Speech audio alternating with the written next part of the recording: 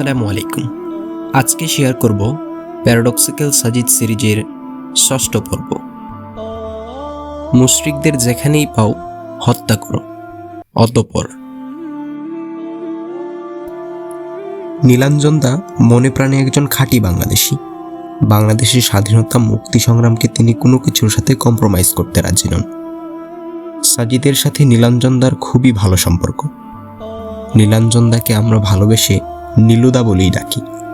উনি একাধারে কবি, রাজনীতিবিদ ও সাংবাদিক। আজকে সাজিদের সাথে নীলুদার একটি বিশেষ আলাপ হবে।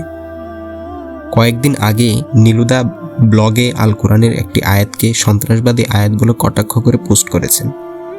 সে ব্যাপারে সোরাহা করতে নিজ থেকেই নীলুদার বাসায় যাচ্ছি আমরা বিকেল 4টায় নীলুদার বাসার উদ্দেশ্যে রওনা দিলাম। ওনার বাসায় এর আগে কখনো আসিনি। ওনার সাথে দেখা হতো প্রেস ক্লাব আর বিভিন্ন প্রোগ্রামে। তবে উনি যে নীলক্ষেতে থাকেন সেটা জানি।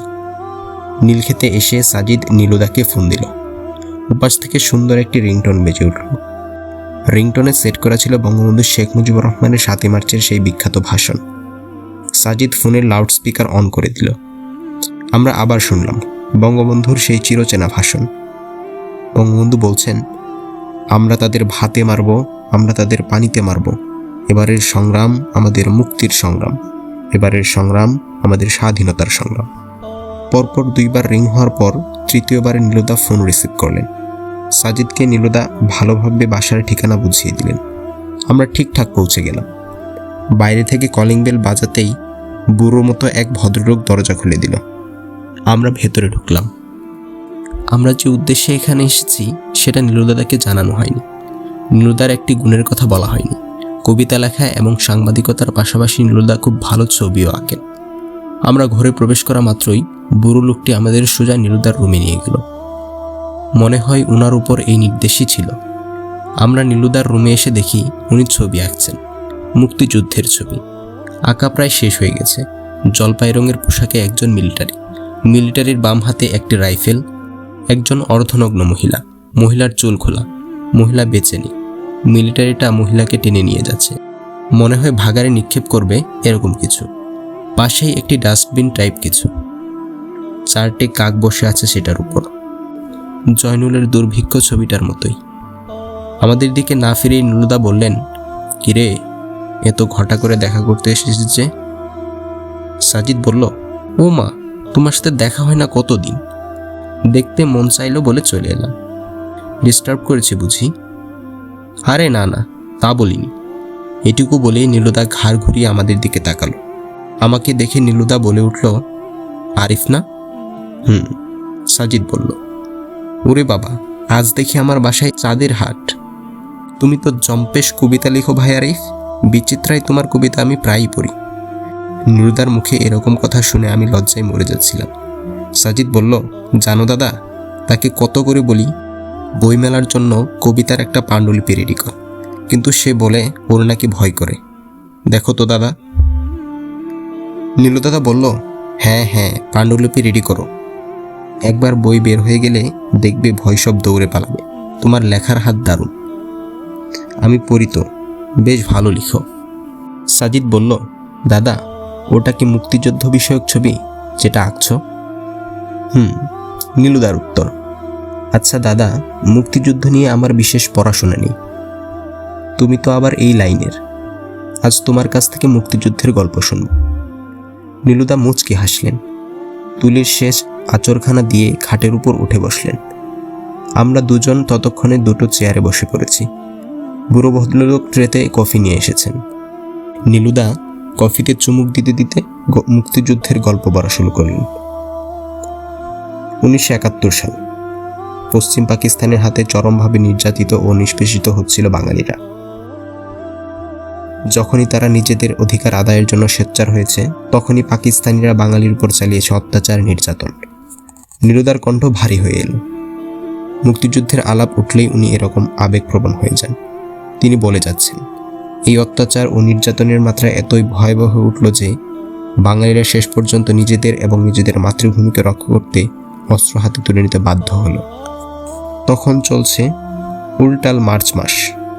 1000 বছরের শ্রেষ্ঠ বাঙালি বাংলা ও বাঙালি জাতির কর্ণধার, ইতিহাসের বরপুত্র, জাতির জনক বঙ্গবন্ধু শেখ মুজিবুর রহমান রেসকোর্স ময়দানে সশস্ত্র যুদ্ধের ডাক দিলেন। সাজিদ বলল, দাদা, তোমার ফোনের রিংটোন আবার একবার শুনি তো প্লিজ। আমরা তাদের ভাতে মারব, আমরা তাদের পানিতে মারব। বাবারে, কি সাংঘাতিক কথা। নীলুদা কপালের ভাঁজ দীর্ঘ করে বললেন, সাংঘাতিক বলছিস কেন? বরং বল, এটাই হলো বাঙালির মহাকাব্য। সেদিন এরকম করে বাঙালিদের অনুপ্রাণিত না করলে আমরা কি স্বাধীনতার স্বাদ পেতাম? তাই বলে মেরে ফেলার কথা? এটা তো আইন হাতে তুলে নেয়ার মতো ব্যাপার। সাজিদ বলল। নীলুদা বলল, যেখানে নিজেদের অস্তিত্বই বিলুপ্ত হওয়ার পথে, সেখানে তুই আইন বানাচ্ছিস? যুদ্ধের ময়দানে কোনো আইন চলে না। তারপর বঙ্গবন্ধুর সেই ঐতিহাসিক ভাষণে উদ্বুদ্ধ হয়ে বাঙালিরা ঝাঁপিয়ে পড়ল যুদ্ধে। আমি বললাম, তারা অত্যাচারী পাকিস্তানিদের মারল এবং মারল, তাই না? হ্যাঁ। যুদ্ধের পর আমরা তাদের ভাতে মারব, পানিতে মারব, অথবা যার যা কিছু আছে তাই নিয়ে যুদ্ধে ঝাঁপিয়ে পড়ো। এরকম কথার জন্য বঙ্গবন্ধুকে কি জেল খাটতে হয়েছে? কিংবা কেউ তাকে সন্ত্রাসের উস্কানিদাতা বা খুনের মদতদাতা হিসেবে ব্লেম করেছে? সাজিদ জিজ্ঞেস করল। তোর মাথায় কি গোবর নাকি রে সাজিদ? এটা কোনো কথা বললি? এটার জন্য স্বাধীনতার মহানায়ক বঙ্গবন্ধুকে ব্লেম করবে কেন? যুদ্ধের ময়দানে এটা ছিল একজন কমান্ডারের কমান্ড। এটা অপরাধ নয়, বরং এটার জন্য তিনি ইতিহাসে অমর হয়ে আছেন। নির্যাতিত বাঙালিদের মুক্তির দিশারি মহান নেতা বঙ্গবন্ধু। এভাবে দীর্ঘ 9 মাস রক্তক্ষয়ী যুদ্ধের পর আমরা পেলাম একটি স্বাধীন ভূখণ্ড, একটি স্বাধীন পতাকা। আমিও একমত, বঙ্গবন্ধু একদম ঠিক কাজটি করেছেন। আচ্ছা দাদা, ঠিক একই কাজ, অর্থাৎ নির্যাতিত, নিষ্পেষিত, দলিত মানুষের অধিকার আদায়ের জন্য পৃথিবীর অন্য কোথাও যদি অন্য কোনো নেতা এরকম কথা বলে, তাহলে তুমি কি মনে করবে? অন্য কোনো নেতা যদি বলে, শত্রুদের যেখানেই পাও হত্যা করো, আর এই কমান্ডে উদ্বুদ্ধ হয়ে যদি নির্যাতিত মানুষগুলো যুদ্ধে ঝাঁপিয়ে পড়ে, তুমি সেটাকে কোন চোখে দেখবে? অবশ্যই আমি ওই নেতার পক্ষে থাকব এবং তার এই কথার, এই কাজের প্রশংসা করব। নীলুদা বললেন, যেমন আমি চে গুয়েভারার সংগ্রামকে স্বাগত জানাই। আমি জোসেফ স্ট্যালিন, মাও সে তুংয়ের সংগ্রামকে স্বাগত জানাই। এরা সবাই নির্যাতিতদের অধিকারের জন্য লড়েছেন। এবার সাজিদ বলল, দাদা, আপনি আরবের ইতিহাস জানেন? কিরকম? 1400 বছর আগের কথা। আরবের প্রচলিত ধর্মবিশ্বাসের বিপরীতে একটি নতুন ধর্মবিশ্বাস সেখানে মাথা তুলে দাঁড়ায়। কিছু মানুষ স্বেচ্ছায় কোনো রকম জোর জবরদস্তি ছাড়াই এই ধর্মটির প্রতি অনুরাগী হয়ে পড়ে। তারা দলে দলে এই ধর্মবিশ্বাস মেনে নিতে শুরু করে, কিন্তু সমাজপতিদের এটা সহ্য হয়নি। যারা যারা এই ধর্মটিকে মেনে নিচ্ছিল, তাদের উপরে নেমে আসছিল অকথ্য নির্যাতন। বুকের উপর পাথর তুলে দেওয়া, উটের পেছনে রশি দিয়ে বেঁধে মরুভূমিতে ঘোরানো, গর্দান নিয়ে নেওয়ার মতো ঘটনা সহ আরও কত কি। এক পর্যায়ে এই ধর্মের প্রচারক এবং তার সঙ্গী সাথীদের দেশ ছাড়া করা হলো। এমন কোনো নির্যাতন নেই যা তাদের উপর নেমে আসেনি। স্বদেশ হারা, স্বজন হারা হয়ে তারা তখন বিধ্বস্ত। 71-এ আমাদের শত্রু যেমন ছিল পাকিস্তান, 1400 বছর আগে সে সময়টার মুসলিমদের শত্রু ছিল মুশরিকরা। তাহলে এই অত্যাচার নির্যাতনের বিরুদ্ধে দাঁড়িয়ে তাদের নেতা যদি ঘোষণা দেয়, তোমরা মুশরিকদের যেখানেই পাও হত্যা করো, তাহলে দাদা, এতে কি কোনো অপরাধ, কোনো সন্ত্রাসবাদ প্রকাশ পায়? নীলুদা চুপ করে আছে।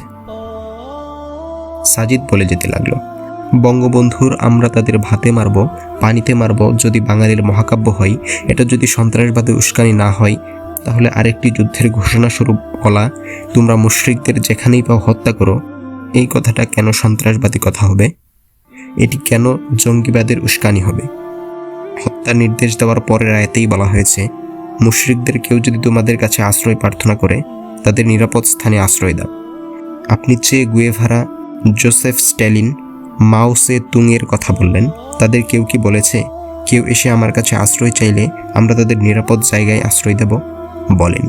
পৃথিবীর কোনো কমান্ডারই শত্রুদের এরকম নিরাপদ আশ্রয় দেওয়ার কথা বলেন, বরং নির্দেশ দেয়, দেখা মাত্রই গুলি করো। নীলুদা বলল, সাজিদ বলল, দাদা, কোরআনে আরও আছে যে বিনা অপরাধে কোনো নির্দোষ ব্যক্তিকে খুন করলো, সেজন্য পুরো মানবজাতিকেই খুন করলো। এরকম একটি কথা পৃথিবীর কোনো মানুষ, কোনো নেতা, কোনো গ্রন্থে কি আছে? নেই। 71-এর জালিম পাকিস্তানিদের মারার ঘোষণা দিয়ে বঙ্গবন্ধু আমাদের কাছে মহানায়ক। তাহলে 1400 বছর আগে এরকম ঘোষণা আরেকজন দিয়ে থাকলে তিনি কেন খলনায়ক হবেন, অপরাধী হবেন? একই কথা, একই নির্দেশের জন্য আপনি একজনকে মহামানব মনে করেন, অন্যজনকে মনে করেন সন্ত্রাসী। কেন দাদা? স্রেফ কি ধর্মবিরোধিতার জন্য? একজনের এরকম ঘোষণাকে ফোনের রিংটোন বানিয়ে রেখেছেন, অন্যজনের এরকম ঘোষণাকে সন্ত্রাসবাদী কথাবার্তা, জঙ্গিবাদী কথাবার্তা বলে কটাক্ষ করে লেখা লেখেন। কেন? এটা কি ফেয়ার দাদা? আসলে আমি এমন করে বলিনি। নীলুদা কিছুটা একমত। সাজিদ বলল, দাদা, অনেক নাস্তিককে কোরআনের একটি আয়াতকে অন্য আয়াতের সাথে কন্ট্রাডিক্টরি বলতে দেখেছি, অথচ তারা কোনোদিনও সূরা তাওবায় তোমরা মুশরিকদের যেখানেই পাও হত্যা করো এটাকে সূরা মায়েদার যে নিরাপদ কোনো ব্যক্তিকে হত্যা করলো সে যেন পুরো মানব জাতিকেই হত্যা করলো এটার সাথে কন্ট্রাডিক্টরি বলতে দেখি না। অথচ সেভাবে ভাবলে এই দুই আয়াতে দুই রকম কথা বলা হচ্ছে। একবার মেরে ফেলতে বলেছে, আরেকবার বলেছে মারলে পুরো মানব জাতিকে হত্যা করার মতো চরম পাপ হবে। কিন্তু তবুও নাস্তিকরা এই দুটোকে এক পাল্লায় এনে কথা বলে না। কেন বলে না? কারণ তারাও জানে দুটো আয়াত নাজিলের প্রেক্ষাপট সম্পূর্ণ ভিন্ন। এই দুটোকে এক করে বলতে গেলেই নাস্তিকরা ধরা পড়বে, তাই বলে না। নীলুদা সব শুনলেন, শুনে বললেন, এর জন্যই বুঝি মুক্তিযুদ্ধের গল্প শুনতে এসেছিলি? না দাদা, শুধু ডাবল স্ট্যান্ডবাজিটা উপলব্ধি করাতে এসেছি। স্রেফ ভালো সম্পর্ক বলেই নীলুদা সেদিন রাগ করেনি হয়তো।